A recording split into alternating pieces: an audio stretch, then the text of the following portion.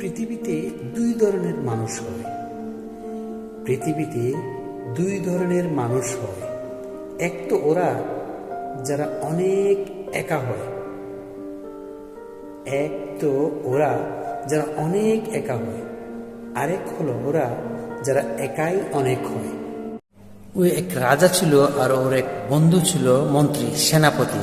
ওই সেনাপতি অপটিমিস্ট ছিল। ও প্রত্যেক কথা তো বলতো অনেক ভালো হয়েছে, অনেক ভালো, এটা তো অনেক ভালো হয়েছে, এই কথাটা বলতো। তখন রাজা বলতো প্রত্যেকটা কথাই অনেক ভালো হয়েছে, অনেক ভালো হয়েছে, এমন হয়। তারপরেও বলতেছে রাজাজি অনেক ভালো হয়ে গেছে।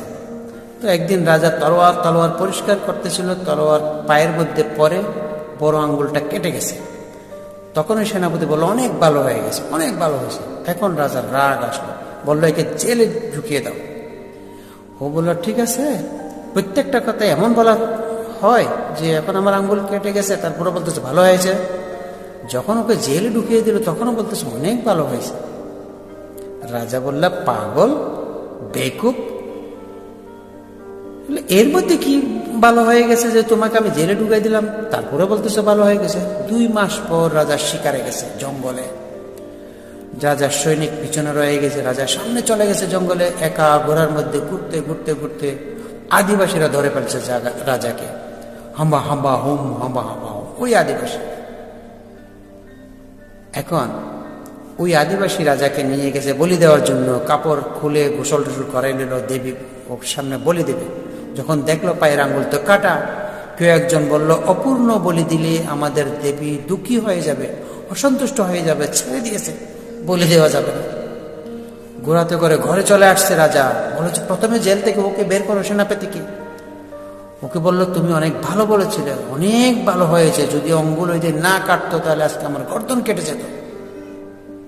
কিন্তু একটা কথা বলো, আমার সাথে তো ভালো হয়েছে, কিন্তু তুমি যে 3 মাস পর্যন্ত জেলে ছিলে, তোমার সাথে কি ভালো হয়েছে?